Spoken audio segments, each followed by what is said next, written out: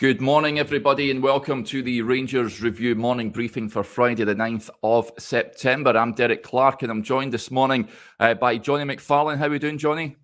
Yeah, good, mate. Obviously, very, very sad news yesterday. I think the whole nation will be feeling a little bit less sunny this morning than they were yesterday. Obviously, after the news about Her Majesty. Yes. But the show must go on in terms of the show. So, there we are. Yeah, absolutely. We'll touch on that first, folks. Of course, the sad passing yesterday of Her Majesty the Queen at 96 years of age. Rangers released a statement as well yesterday, a touching tribute from them.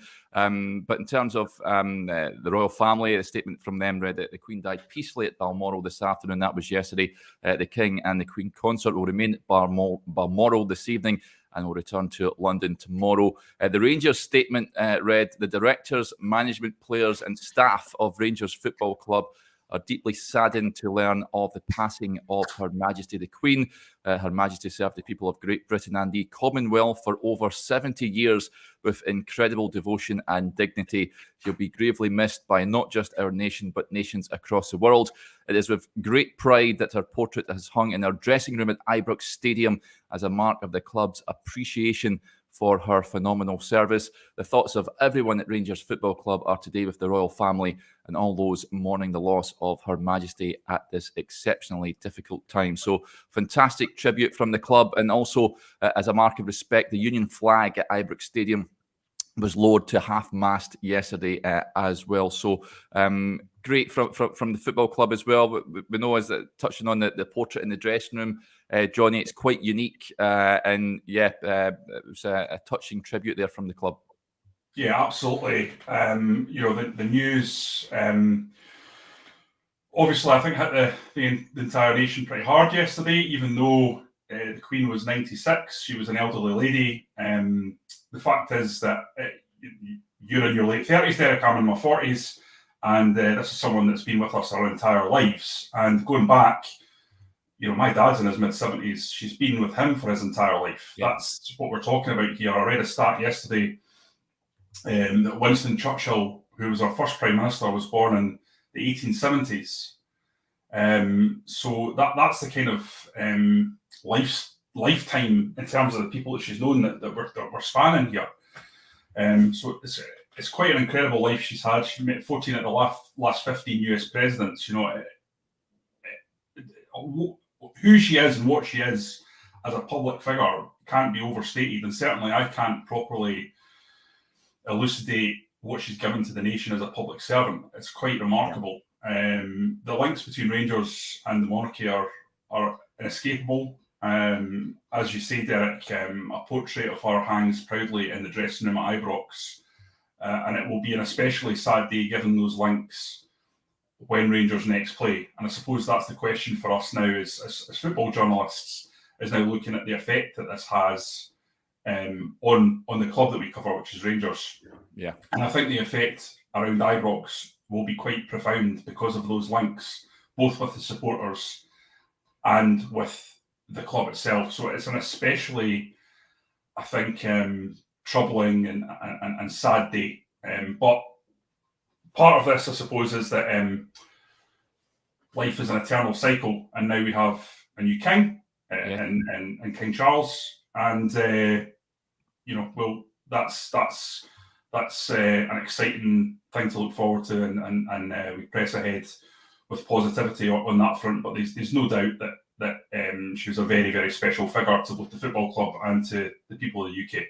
Yeah, lots of nice comments coming in as well, folks. Fantastic to see. You mentioned that the reign is quite remarkable. Even at her lifespan, I seen something on Twitter yesterday saying she'd been alive for every single World Cup as well, which it just blows your mind.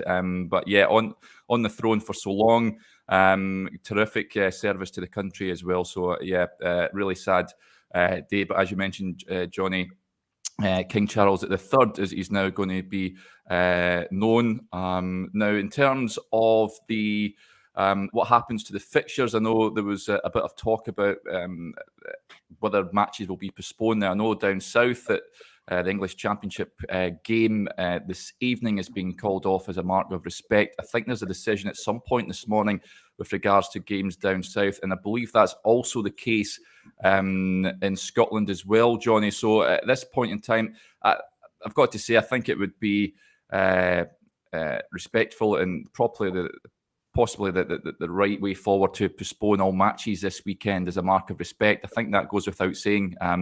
Would you go along with that? That's not even a choice for me. It would be deeply crass, I think, to play these games. This is a monarch who's been on the throne for an unprecedented number of years. People are saying this is Queen Elizabeth the Great. That is a moniker that I heard yesterday on the BBC. I don't think you can play these games. And I think if the SPFL decide to go ahead and play these games, there will be an enormous uproar, and that would certainly be correct. You've already seen the junior footballs being cancelled. I think cricket, rugby down south, it'll be cancelled down south. And I would firmly expect it to be cancelled up here. I'm led to believe the games will be cancelled up here. I think the bigger one, or the one that's maybe a little bit more contentious, is the Champions League game on Tuesday. Yes, I don't think that will go ahead either. Fundamentally, looking to all the plans around the operations that have been in place for the Queen's passing for a number of years, we are entering into a 9-day period of mourning, of national mourning, and within that, it's understood that sporting events will not go ahead as a mark of respect. The problem is, obviously, you've got a lot of money in terms of UEFA fixtures and fans who've, for example, Napoli fans will have paid a lot of money to get their travel organised to come over, etc., etc. But from what we've been led to believe, there's an English journalist at the Daily Mail who was obviously very well connected at UEFA, was saying yesterday that I think the quote was UEFA would be allowing British clubs to decide for themselves whether they want these games to go ahead. And I think there was another report in the Daily Record suggesting that if the away games, if the clubs wanted to go ahead with away games would continue, but the home games probably wouldn't. I would find it very unlikely that Rangers will want to play either of these games, given the magnitude of these events. So we'll see how it pans out. That's my take on it. I've not spoken to anyone at the club about this, but just knowing that the connections between the club and the Monarch and the fact that it is a national 9-day period of mourning. Sorry, guys, my mic is over here. Oh, there we go. I never even noticed that. There we go. Yeah. Then I think that that'll be the case. That they'll look to cancel, but I suppose time will tell on that front, and certainly we'll know by today as to what's going on with the Scottish Premiership games, and I would imagine Champions League games won't be far behind.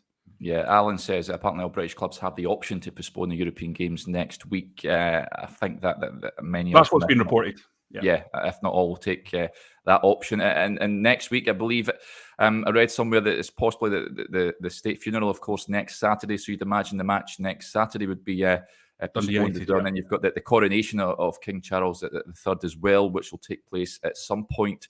So yeah, the fixtures will be moved and postponed and rearranged. So watch this space, folks, and we'll keep you updated with regards to Rangers and when matches will take place and won't take place. Let's move on then somewhat, Johnny. Of course, we'll talk Rangers in Europe. It was a really humbling night in Amsterdam on Wednesday. Really poor performance, another 4-0 defeat for Rangers. The pressure intensifying on Giovanni van Bronckhorst. It's picking the bones out. I know we did a reaction video after the game on Wednesday night. Having slept on it, Johnny, what's your feelings towards that performance at the Johan Cruyff Arena? I don't feel any better about the performance. If anything, Derek, having a look at the numbers and the stats, it doesn't make it any easier. You look at the numbers that Joshua went through that are on the website yesterday are pretty traumatic to go through from a Rangers point of view. 0.09 expected goals. That means if they played the game 100 times, Rangers would only score 9 games out of 100. Yeah. That tells you they were powder puff and they didn't offer anything going forwards. I think the statistics said that if that game was played 100 times, that Ajax would win 95 times and the other 5 times would be a draw. Rangers would win 0 times based on the maths of what occurred on that pitch. Now, I know Ajax are better. I know they have better players, but they're not that much better. And I think all of us can accept, and I know this has been said before, Derek, I'm just going to say it again because it can't be overstated. All of us can accept Rangers being defeated by a team who have got better players. That goes without saying, and we're all grown up enough to understand that's how football works. But to go into a game where you can visibly see players not tracking runners, players not being aggressive, not getting stuck in, not holding their position, not picking up a man, not taking responsibility, not communicating, it's totally unacceptable. That is one of the worst performances from Rangers in Europe I've seen. And listen, I've seen a few over the years. Let's be honest, it's not all been sweetness and roses for the last 20 odd years in Europe. You know, we've seen bad performances by good Rangers teams, but this was just so inefficient. It was so half-hearted. It really was a difficult one. And on the back of such a poor Old Firm display, where you felt like there had to be a reaction, and there wasn't. The players looked completely bereft of confidence. They looked flat. And Derek, where has this come from? Because there's a lot of people now listing the things they've got a problem with the club, with the recruitment, blah, blah, blah. And listen, all these points we're going to explore in detail over the next few weeks, I would imagine, and certainly on the website. But I would argue up to the Hibs game, Rangers were in good shape. You know, they had performed well in most of the games. Not brilliantly, not at their best, but you know, I think they got 4 from 4 in domestic league. You'd gone and beaten USG quite comfortably at Ibrox, which was a really good result against a decent team, and you beat PSV. So that Hibs game, it just feels like it's been since then. Certainly, that result has been kind of maybe a trigger. I don't know. And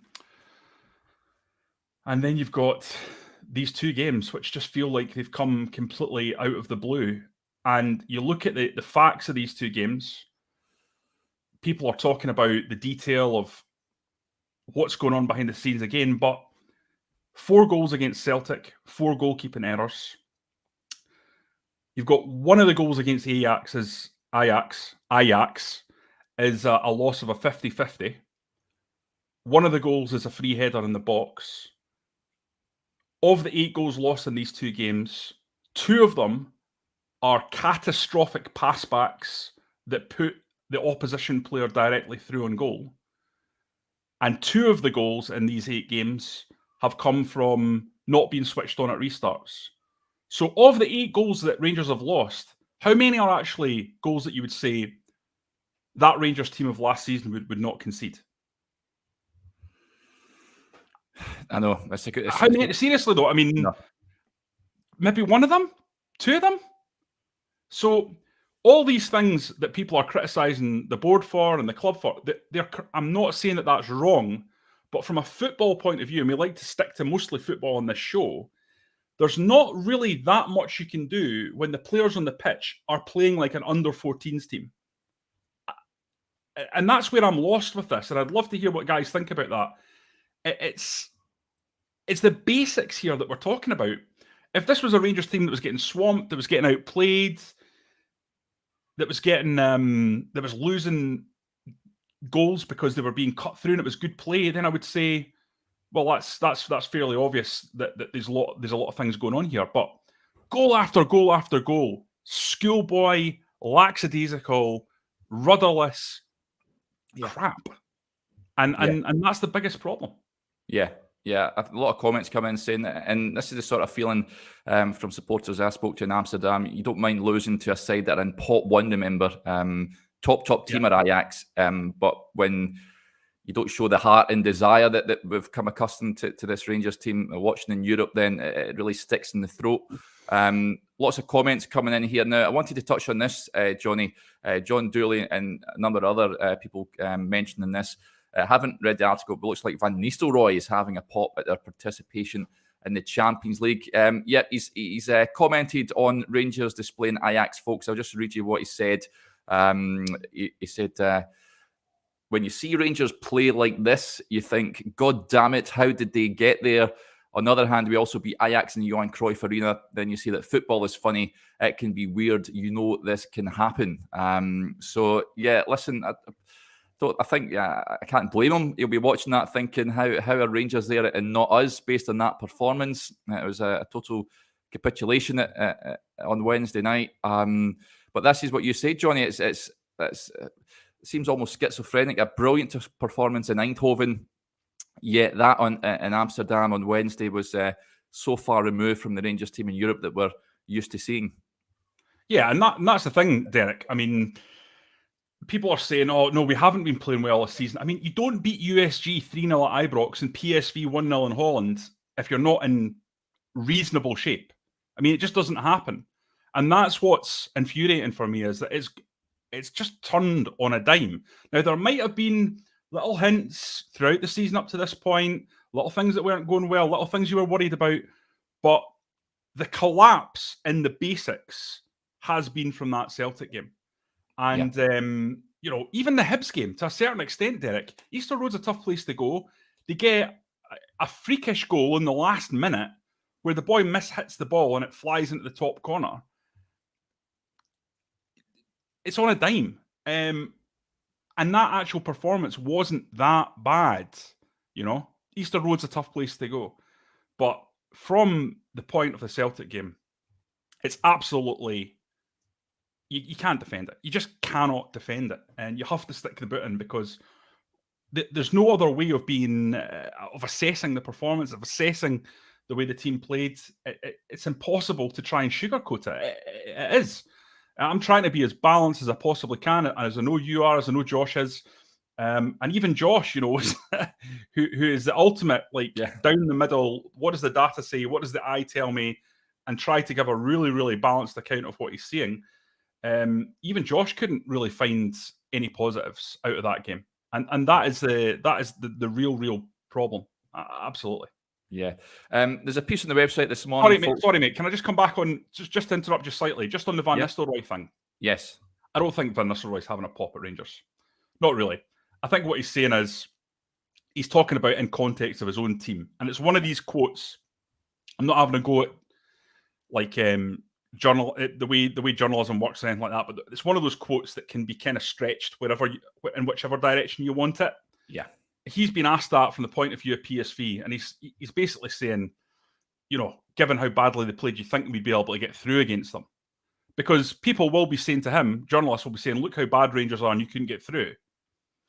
So I think he just said, football's just like that. That's one of these things that can happen. And I doubt, he's a friend of Giovanni Van Bronckhorst. I doubt he's want to be sticking the boot in, Yeah, and to be fair, I quite enjoyed listening to him in those two matches, both in Eindhoven and at Ibrox. He talked a good game, did Van Nistelrooy, and I wish him well this season. But Rangers, the performance against PSV compared to Ajax was something else. In fact, Van Bronckhorst was asked about that, about the difference, why, from a Dutch journalist, I think it was, at the press conference. Folks, you can check it on our YouTube channel, about why they were better in Eindhoven as opposed to Amsterdam. He may have answered it in Dutch, so you'll need to be bilingual, I think, to understand what he's saying. But he said that Ajax pressing was much better than PSV.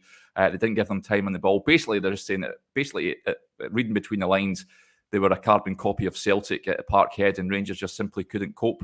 That aside, we've got a piece on the website this morning on the zonal marking, goal number 1 from Alvarez, a free header. Lots of comments coming in. Friend of the show, Denzel, says it's quite clear that Gio's defensive tactics aren't working.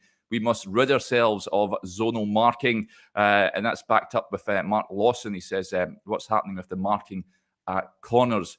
It's a problem, Johnny. It's been a problem for some time now. Other teams are capitalising and targeting this for even PSV, as we mentioned. That was something that they targeted at Ibrox. What is going on with set pieces? Are Rangers doing enough, do you think, at preventing goals coming in from set pieces? For me, I've said it many times, zonal marking isn't working. They need to go man for man. and they need to work more on corners and free kicks because they're losing too many goals. Well, I think the first thing is it's not pure zonal marking.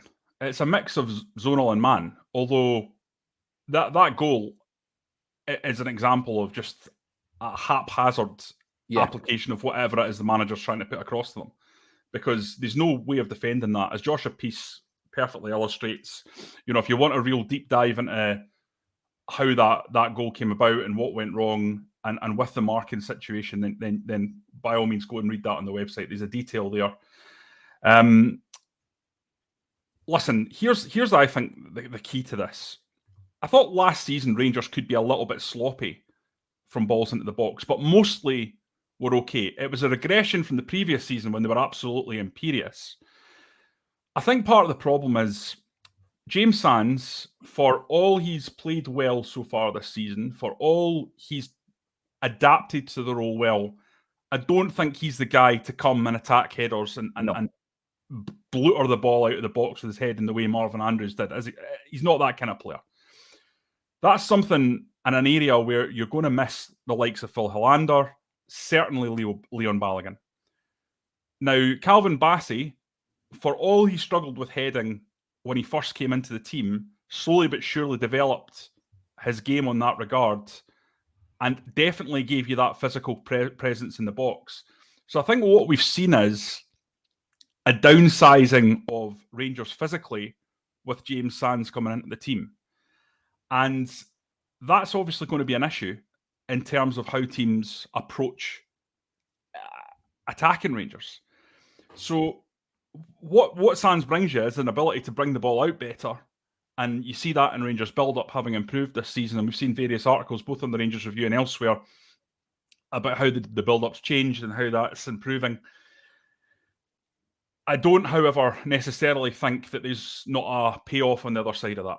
And I think to some extent that's what we're seeing. But that's not to say this is James Sands' fault. It's not, because there's more to it than that. It's organisational as much as anything. You see in that first goal, there's 4 players caught under the ball.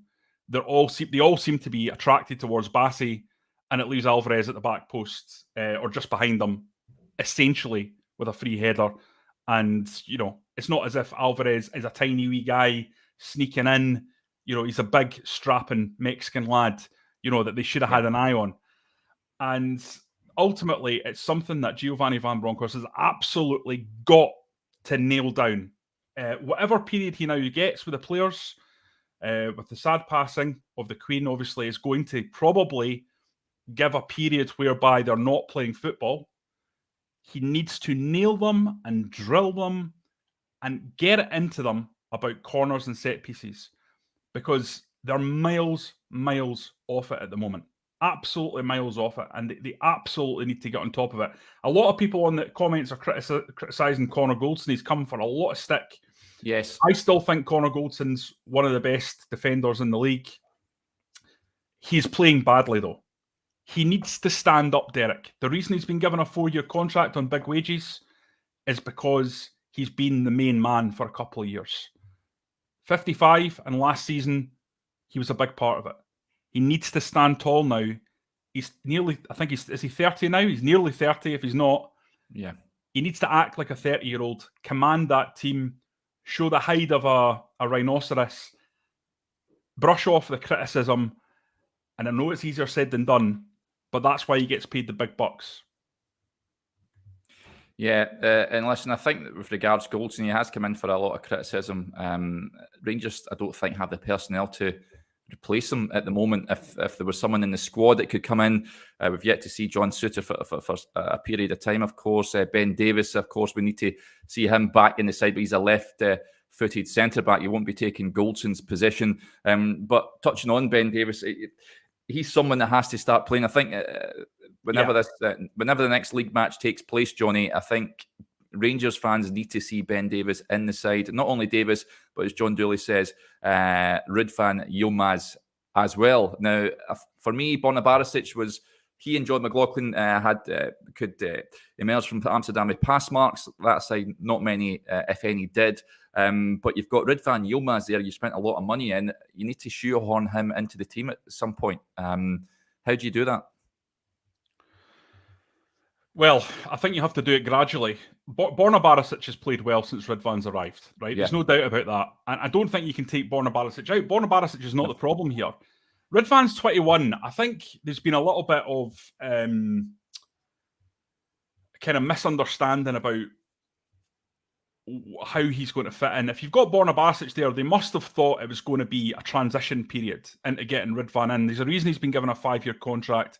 Yeah. He can still come good over time. And it's probably actually the right thing. It's just bed him in slowly but surely, get him used to Scotland, get him used to Scottish football, Scottish life, and then you'll see his quality shine through. And listen, to some extent, we saw a fair bit of quality in the game against Queen of the South. Was it Queen of the South? Am I right? In the cup game? Yes.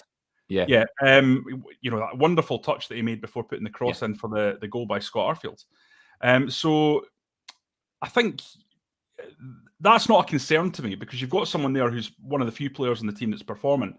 But Ben Davies, you just cannot get him in soon enough. An established player that's coped so well in the Championship that Liverpool have gone and snapped him up. A good left-sided centre-half who's comfortable on the ball but has handled life in a more physical league than Scotland. Rangers just need to get him back in. And listen, it might be that James Sands moves across. I don't agree with that. And I know, listen, I'm seeing it in the comments. I'm getting stick for it. People are actually saying to me, are laughing at the concept that I said Goldson's one of the best defenders in the league. Who in Scotland is better than Connor Goldson, guys? Whoever's saying that? I mean, seriously. I mean, what you saying he's worse than Hearts defenders or Aberdeen's defender? I mean, come on. He's Carter Vickers. I would take him over Goldson right now. But that's on his. If he's on his game, then I agree with you, Johnny. But at the moment, he's so far off it. And maybe that's what he needs. Maybe he does need to be dropped. Bring in Ben Davies next to Sands, and maybe Goldson needs to sit and have a think about his form. I personally wouldn't do that, but I'm willing to accept that that's a possibility. I've said before, and I'll say it again, I know he's not had a good season. I'm not saying that he's not had a good season. People saying he's been woeful. Yes, but I mean, he is one of the best players in the team. Ryan Kent has been woeful, but he is one of the best players in the team. So it's about trying to get these guys back into top form so that they can contribute the way we know they can contribute. That's surely the core of getting this Rangers team back to the kind of form that we know they can play at, is getting that core spine of the team. Now, I said it on my piece yesterday, Derek. Goldson, Lundstrom, Morelos, Tavernier. That is the spine of Rangers. That is if those 4 players are at it, the team's good. None of them are at it. We know it's various problems. Tavernier's injured. Morelos is whatever's going on with Alfredo Morelos. Unbelievable that he wasn't brought on. Yeah. But these are good players. And you need to find a way to get them back to their best. And we know at their best, they're good. Because guess what? Rangers got to a European final last season. They're not playing like it at the moment. But it was only months ago. Yeah. Lots of comments coming in as well, Johnny, about Ryan Kent now. Prior to the sad news yesterday, I was constructing my predicted lineup for the trip to Pataudry, and I actually had Kent dropping out and Yilmaz pushed on to accommodate both Barisic and Ridvan Yilmaz. I think offensively he can be an asset to Rangers. Ryan Kent isn't at the moment. Positive Vibe says he's another that needs dropped. Totally agree. He's been off the boil for so long. I can't remember the last time he had a real standout game, a game that we know he can have. And really, he's one of Rangers' star men, isn't he? He's a player that is capable of turning a game on its head, producing a bit of magic. But fans are losing patience with Ryan Kent, Johnny. No wonder. Not too sure what's up with him. No wonder, Derek. No wonder. I would say Kent's at fault for 2 of the goals against Celtic. And then he's at fault for Borna Barisic's goal being cut off against Ajax. So he just looks well out of sorts.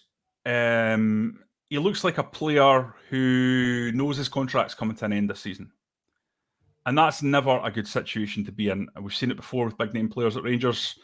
Connor Goldson, to his credit, another reason that I'll defend Connor Goldson. Look at him last season. Last year of his contract was impeccable in terms of his professionalism. Kent's just not playing well. And you know what, guys? And Derek, I'll hand it to you. You said you would drop him for the Ajax game. And listen, I'm now in a position where you have to say to Ryan Kent, it's time to leave him out of the team. I'd give Sakala a run on the left or Matondo a run on the left because his performances have reached a level where I just think he's almost ineffectual. Yeah, totally agree. I think it might do him the world of good if he was taken out the side. And of course, people mentioning he is in that final year of his contract. Ditto Alfredo Morelos. It remains to be seen what's going to happen with regards to that. But you're at a point now where, Johnny, you're thinking, do both players, or Kent in particular, deserve it, a new contract? But would you spend money tying them down even longer based on current form? I think that's a big debate, I think, at this point in time. Yeah, well, I mean, my understanding with both players is that contract talks have stalled. So I think that's kind of obvious.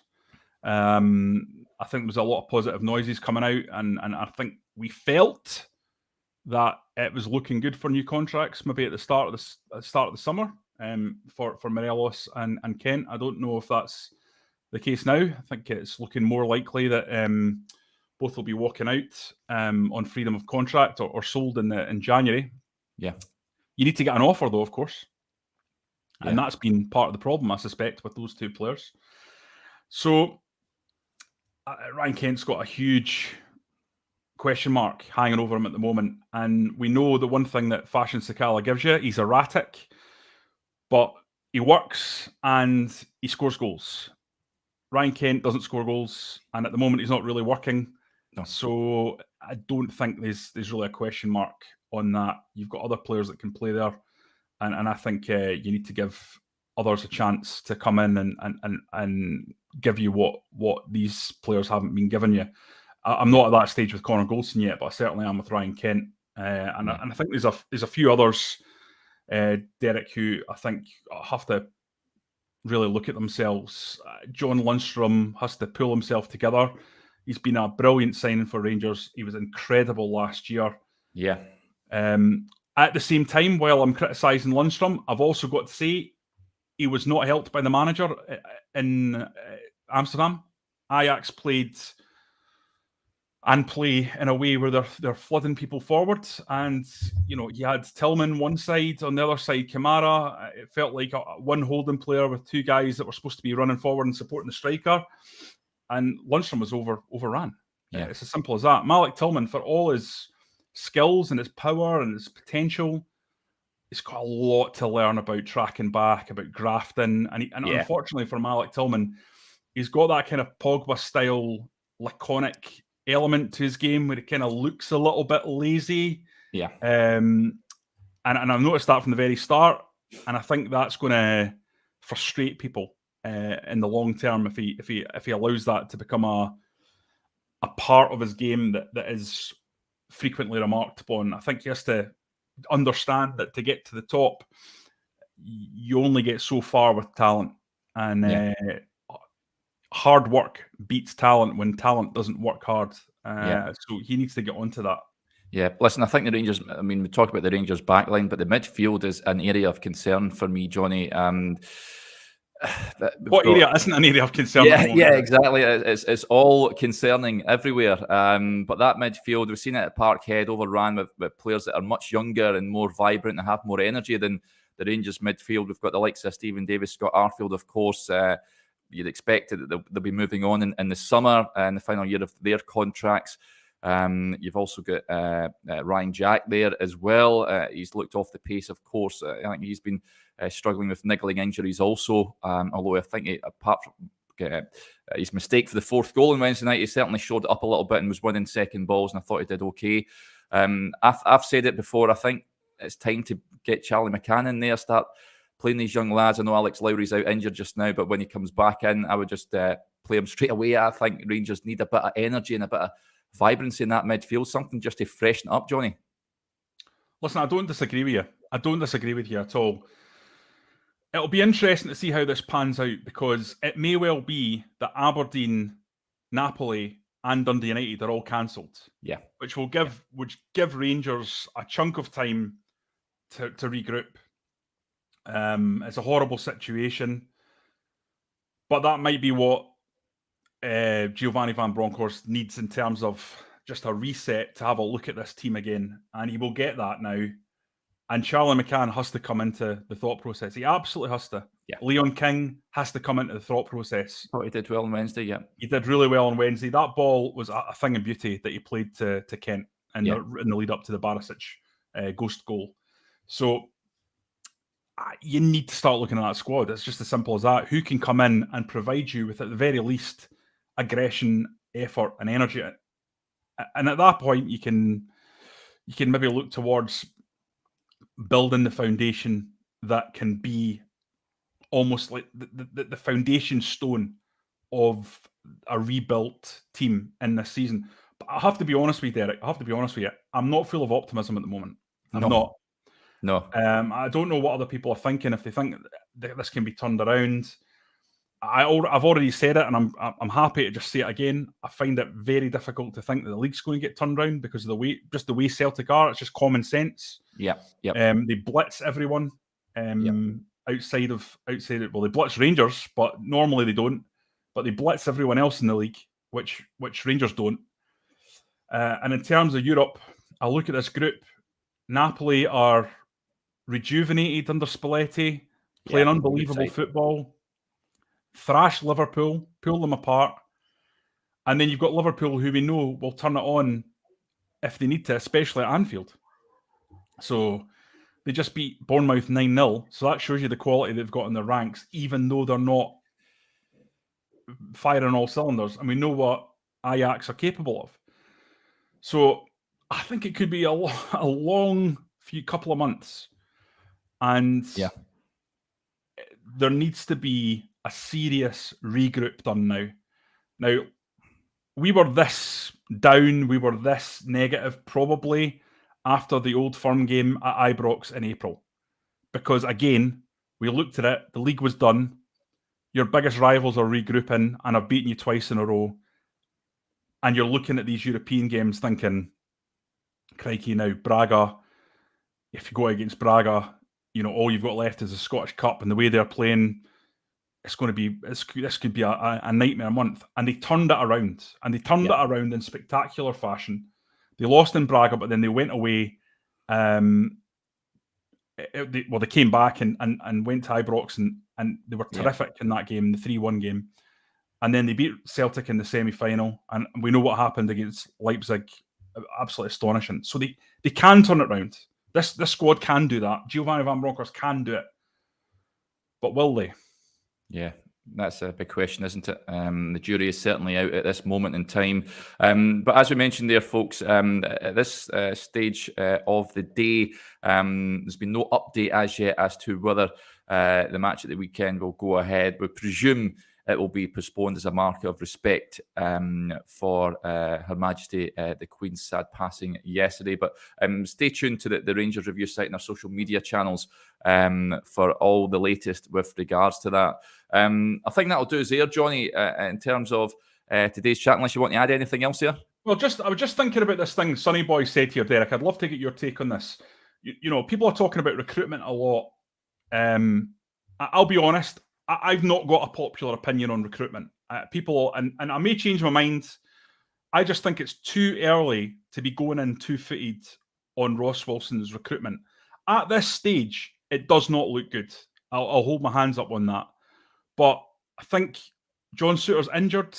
Ben Davies has been injured. Yilmaz is a project signing. Matondo, I think it's too early. Now, come back to me and ask me this question in December. It won't be too early in December. At the moment, it's not been a good start, but I think it's a bit early for these guys that have come in. If Ben Davies comes in and hits the ground running, Lawrence we know is going to be a really good signing. I think Cholak's going to be a really good signing. It starts to change a little bit, but I can understand the frustration when you look at this stat. At least 80% have played under 50% of first-team games since they signed for the club. Yeah. And that's one that's been doing the rounds. There's been an awful lot of kind of project signings and a lot of money spent on punts without too many of them making any kind of impact. I think it's the last three windows combined that supporters are getting really concerned about. I mean, last summer, Lundstrom came in. He came good after a while. Sakala was also brought in for very little money. I'm not too sure who the two boys from Bournemouth. Namdi Offerber, of course, very unfortunate with regards to him, and we wish him a full recovery. Jack Simpson's been punted away already. So there's that window, and of course that team went and reached a European final. So, but in terms of the league, I think Rangers supporters wanted more activity that summer. I think January was disappointing. Ramsey and Ahmad didn't work. James Sands, of course, has come in and he started reasonably well this season. And this summer, the jury's out, I think, this summer, but certainly Ross Wilson carries a can for the business that's carried out, and supporters rightly feel that wee bit disillusioned with the players that brought on. You mentioned John Souttarby. Everyone knows his injury track record, and unfortunately at the moment it's playing out how many feared. We hope he's back fit soon, but he's one like Hollander, like Roof, where you know what you're buying with these players. They're going to be on the treatment table a lot, so it is what it is.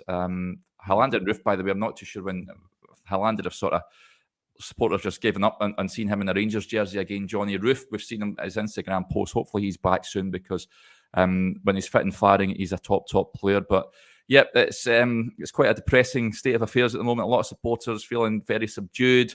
Of course, the transfer windows shut. Many of them were expecting a new face before the window shut between that and the PSV victory. It wasn't the case, and Rangers will have this squad up until January now. So something needs to change. I think he has to make drastic changes to the team, and I think that means bringing in a lot of the young players, who I must admit, watched them on Wednesday against Ajax. They outplayed them for most of the game. They were really impressive. Very unfortunate to lose by 2-1. I lost count the amount of times they hit the woodwork. They missed a penalty.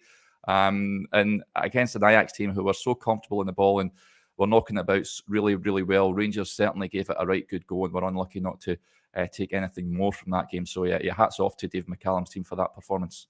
For me, the biggest error in recruitment, Derek, is in the midfield area. I mean, they desperately need an injection of a box-to-box player, a number 8 who can get up and down and provide a goal threat. Yeah. That's galling that's not been addressed. There was a lot of chat about Evander. Now, he would have been big money to get him from Midtjylland. He would have been absolutely perfect, because he's a kind of hybrid player. He can play any position across the midfield or front three, and he's top class. Yeah. Joey Veerman, I know he didn't exactly endear himself to the Rangers support across the 2 games with some of his comments.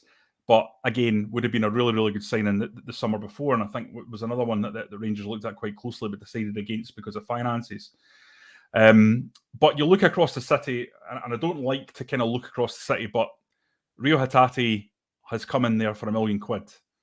And that goes to show you that if you do your recruitment right, it's not necessarily about how much you have to spend. It's about spending that money wisely. And he's certainly been someone who's come in and immediately offered them a starter who can make a difference. Yeah. And what Rangers need more than anything, Derek, is energy and aggression. Because Lundstrom, he can do that, but a lot of the time his role is to sit. Yeah. Now, Stephen Davis is not going to give you energy and aggression. Glenn Kamara is not really going to give you energy and aggression. These are kind of ball players, technicians. And I just think Rangers are kind of lacking that kind of physical force in midfield to just get around the midfield, to do the dirty work. I don't dare I say it, but the one player from Rangers history that I'd love to put into this team is Stuart McCall. If you put Stuart McCall in there alongside John Lundstrom, he'd be the perfect foil, because he would release Lundstrom a little bit. But McCall wasn't really a number 8, but he was earlier in his career. By the time he came to Rangers, he was more of a sitter. But he was all over the pitch. He was everywhere. And that's kind of what you need. Someone who is capable of providing you unbelievable stats in terms of kilometres covered. And I think that recruitment-wise, it's a major miss by not having someone like that come in. And I think Scotty Arfield's a good player. I agree with the decision to give him an extra year. And already this season, he's come up with a couple of goals. We need to be looking to the future, though. But here's the big problem, and this is the thing that's like worrying looking ahead to next season, Derek, is look at all the players that are going to be out of contract. You know, Stephen Davis, Scott Arfield, Yes. Ryan Kent, Alfredo Morelos, all the players that are surely going to kind of be on. It's going to be a big turnover. That rebuild that we thought would happen this summer is definitely going to have to happen next summer. McGregor's not surely going to go another year after this one. So you're losing a lot of leadership and knowledge out of that dressing room as well. Rangers really have to be ahead of the game on this front, and they have to be getting their ducks in a row from now. That's the whole point of a director of football. But I think absolutely, come January, Derek, January 1st, I think they need to be thinking about getting a midfield player in there. Yeah. A midfield player who can give you a bit of dynamism. Yes. It's huge. Yeah, it certainly is. And of course, Yanis Hadji's been out for some time as well. He's been a big loss for Rangers, but we can't expect him back until after the World Cup at least, and that's just back training. So it could be a long while before we see him back in a Rangers jersey. Depressing times it certainly is if you're a Rangers supporter just now, but hopefully the coaching staff can somehow find a way to take the club out, take the team out of this slump that they're in just now. 2 back-to-back 4-0 defeats, unheard of it in recent times. You have to go back 40 years for the last time Rangers conceded 4 goals in 2 consecutive games. So, certainly work needs to be done on the training pitch before the next match, but whoever that may be. We're not quite sure at this moment in time, folks, but as we mentioned earlier on, if you stay tuned to our social media channels and the Rangers Review website, we'll keep you updated with what's going on. And just a reminder, you can see a little ticker below. We've got that offer on the website just now. Lots of you taking advantage of it. Thank you very much for doing so. Just £1 for 2 months worth of content. Head over to rangersreview.co.uk/subscribe for all the details. And as ever, I'll stick the link in the comment section. So you just click on that and then you can sign up. It's very easy to do so, and you can take advantage of all the great stuff that we've got on there. Okay, we'll be back again. I'd imagine it'll be Monday, folks. I don't assume there'll be a game tomorrow, but join us again on Monday. And before then, just hopefully you have a nice weekend. We'll speak to you.